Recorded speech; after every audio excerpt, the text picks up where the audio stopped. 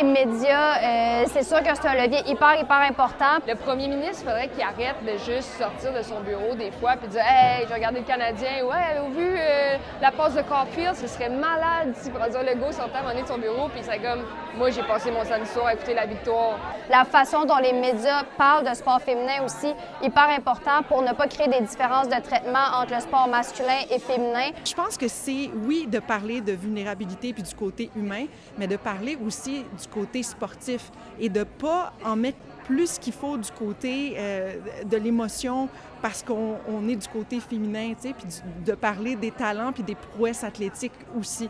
On serait plus surpris que sur la une, ce soit le Canadien ou la Victoire ou les Roses ou peu importe quelle ligue féminine ou sport, tu sais.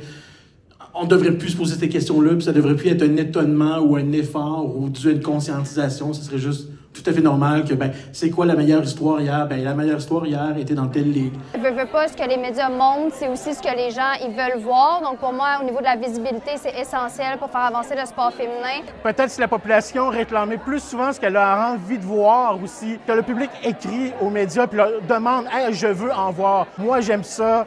Je veux qu'on voit plus de tel athlète. » Et ça va encourager justement les médias à donner plus de place, puis ça va permettre de changer les choses. Je pense qu'on a plus d'impact qu'on le pense, puis ça peut être d'avoir un poster des Roses à votre garderie ou à l'école primaire.